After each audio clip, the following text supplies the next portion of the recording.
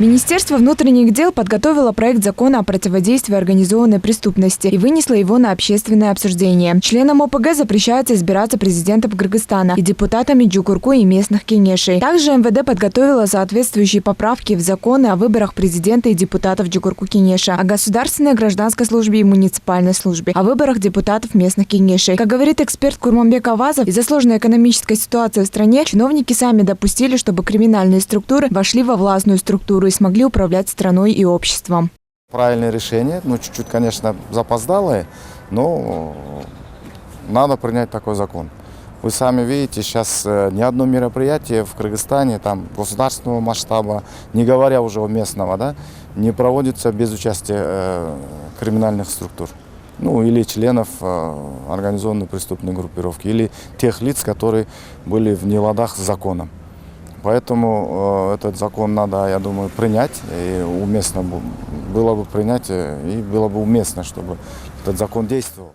В Кыргызстане существует криминалитет, но является или нет тот или иной гражданин членом ОПГ, нужно еще доказать в суде. Если нет никакого решения суда, а люди просто знают и утверждают, что какой-то человек и есть член ОПГ, это является голословным обвинением. По словам координатора сообщества юристов Кыргызстана Эркжибаева Таттубюбү, очень важно сейчас развивать и обратить внимание именно на судебную систему, так как на сегодняшний день в Кыргызстане нет независимости судебной системы, из-за чего виновные люди на свободе, а невиновные сидят в тюрьмах. Многие государственные лица, кто занимает политическую должность, на самом деле совершали незаконные действия из-за несправедливости нашей судебной системы, утверждают эксперты. Один из ярких примеров – Раим Матраимов. Также были депутаты, в отношении которых заводились дела, передавались в суд, но суд принимал решение о том, что они невиновны. Мы сегодня можем ориентироваться только на тот случай, если вынесено судебное решение, где он признается виновным в совершении преступления, касаемые уголовного деяния, то только в этом случае он не имеет права занимать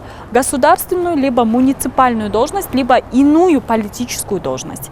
МВД также подчеркивает, что в условиях нынешней экономической и политической нестабильности организованная преступная группировка становится все более влиятельной и статусной. Напомню, что ранее устанавливать подобные ограничения не получалось. Министерство признает, что члены ОПГ для легализации криминальных денег входят в политические партии, общественные движения и объединения. Также опасной тенденцией отмечается то, что партии финансируются преступными группировками для делегирования своих представителей в различные властные структуры. На эти посты и должности не должны попадать лица, имеющие судимость, в том числе снятую или погашенную за преступления в составе организованных групп или преступных организаций. В эту категорию также войдут лица, которые совершили преступления в интересах преступных групп или же состоят на централизованном учете МВД, как лидеры или члены ОПГ. Возрастающие масштабы организованной преступности представляют реальную угрозу безопасности государства и общества, так как они усиливают свои позиции посредством проникновения в высшие эшелоны власти, используя отсутствие надежной нормативной правовой базы. Вышел же закон об этом, был принят в 2013 году. Мы еще тогда участвовали в этом. Мы прописали закон на опыте многих зарубежных стран, но многие статьи в Джукурку кеңеше не прошли. Напомню, что на сегодняшний день только непогашенная судимость является отказом в регистрации для участия в выборах. В министерстве рассказали, что в последние годы без участия кандидатур от криминальной или околокриминальной среды, а также лиц, ранее вступивших в конфликт с законом, не обходится практически ни одна избирательная кампания, законодательный орган страны. Айджан Аманова, Улугбек Сулайманов, Нью ТВ.